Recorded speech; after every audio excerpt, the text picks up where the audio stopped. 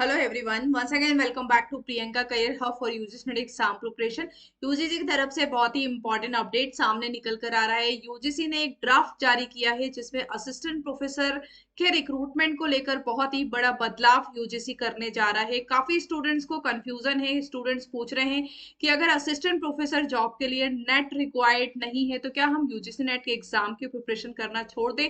तो क्या बदलाव होने जा रहे हैं यूजीसी के असिस्टेंट प्रोफेसर रिक्रूटमेंट में? क्या क्राइटेरिया होगा, मिनिमम क्या क्राइटेरिया होगा, कैसे गाइडलाइन में क्या चेंजेस किए गए हैं, इस वीडियो में हम जानेंगे। चैनल पर नए तो चैनल को सब्सक्राइब कर लीजिए ताकि आगे आने वाले सारे इंपॉर्टेंट अपडेट एंड नोटिफिकेशन आपको time to time. University grant commission ने एक नोटिफिकेशन जारी किया है, एक ड्राफ्ट जारी किया है 2025 का यूजीसी के असिस्टेंट प्रोफेसर रिक्रूटमेंट को लेकर। minimum qualification for appointment and promotion of teachers and academic staff in university and college measure for the maintenance of the standard in higher education regulation 2025। तो assistant professor और professor के recruitment के लिए minimum क्या qualification होगा उनके appointment के लिए, ये ड्राफ्ट यूजीसी के द्वारा जारी किया गया है। अब इसमें condition for recruitment and promotion, the direct recruitment to the post of assistant professor, associate professor and professor। ये जो डायरेक्ट रिक्रूटमेंट होगी ये मेरिट के बेसिस पे होगी। एकेडमिक परफॉर्मेंस इंडेक्स, अब काफी स्टूडेंट्स पूछ रहे थे कि मैम क्या एपीआई को अगर हटा दिया गया तो मेरिट क्या एपीआई के अकॉर्डिंग निकलेगी? तो मेरिट एपीआई के अकॉर्डिंग भी हो सकती है, और मेरिट आप अगर कॉलेज एंड यूनिवर्सिटी में परमानेंट पोस्ट के लिए वैकेंसी निकलती है तो कॉलेज कमिटी अपना एंट्रेंस एग्जाम कंडक्ट करा के भी मेरिट बेस पर सिलेक्शन कर सकता है। मेरिट बेस में लाइक आपके यूजी के उसमें पॉइंट होते हैं, पीजी के पॉइंट होते हैं, पीएचडी का स्कोर, अगर आपने रिसर्च पेपर पब्लिश किए हैं उसके स्कोर भी इसमें ऐड किए जाते हैं। तो वो या तो आपके मेरिट एपीआई के बेसिस पे होगा, academic performance index, otherwise selection committee as per the committee norms वो अपने रिटर्न एग्जाम को भी लेकर मेरिट जो है वो डिसाइड कर सकती है। Next second condition is that if the discipline subject chosen in the 4 year undergraduate program और post graduate program is different from the chosen discipline subject in PhD. अगर किसी स्टूडेंट्स ने 4 year का under graduation 4 year का किया है किसी student ने, और 2 year का पोस्ट ग्रेजुएशन किया है, बट अंडर ग्रेजुएशन का सब्जेक्ट अगर आपका साइंस था बट आपका पोस्ट ग्रेजुएशन में आपने कॉमर्स ले लिया एंड पीएचडी का भी आपका डिसिप्लिन अलग है, तो पीएचडी वाले सब्जेक्ट को असिस्टेंट प्रोफेसर रिक्रूटमेंट में इंक्लूड किया जाएगा। यानी कि फॉर एग्जांपल ग्रेजुएशन में आपने बीई किया एंड पोस्ट ग्रेजुएशन में आपने एमबीए किया, बट आपने जो पीएचडी किया वो अदर किसी सब्जेक्ट से किया, साइकोलॉजी से कर लिया, तो साइकोलॉजी जिस सब्जेक्ट में आपने पीएचडी किया है, हायर एजुकेशन जिस सब्जेक्ट में हुई है, उसी के बेस पे आपको असिस्टेंट प्रोफेसर पोस्ट के लिए रिक्रूट किया जाएगा। If the discipline subject chosen in the 4 year undergraduate program और postgraduate level is different from the chosen discipline NET और SET discipline subject in which a candidate qualified net cell shall be considered eligible for appointment as assistant professor। अगर आपने 4 साल का under graduate program और post graduation other किसी discipline में किया है बट आपने नेट क्वालिफाई अदर सब्जेक्ट में किया है एंड सेट का सब्जेक्ट भी आपका अलग है, तब उस केस में आपके नेट और सेट के सब्जेक्ट यानी कि जिसमें आपने नेट क्वालिफाई किया है जिस सब्जेक्ट में, और जिस सब्जेक्ट में सेट क्वालिफाई किया है उस सब्जेक्ट के बेसिस पे आपको असिस्टेंट प्रोफेसर के लिए रिक्रूट किया जाएगा।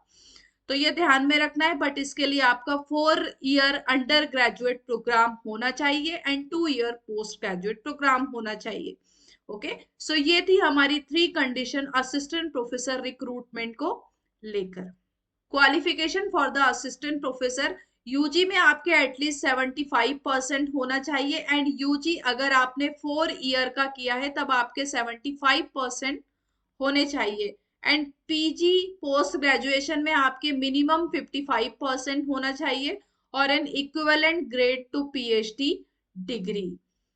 पीजी डिग्री और अदर क्राइटेरिया, पीजी डिग्री अगर आपने की है पोस्ट ग्रेजुएशन तो पीजी में आपके मिनिमम 55% चाहिए और एन इक्विवेलेंट ग्रेड, और qualification in the national eligibility test UGC अगर आपने क्वालिफाई किया है 4 ईयर का आपका अंडर ग्रेजुएट प्रोग्राम नहीं है, बट आपने पीजी किया है 55% एंड यूजीसी नेट क्वालिफाई किया है, या और किसी और अदर टाइप का कोई टीचिंग टेस्ट क्वालिफाई किया है लाइक सेट और स्लेट, तब भी आपको असिस्टेंट प्रोफेसर जॉब के लिए रिक्रूट किया जाएगा।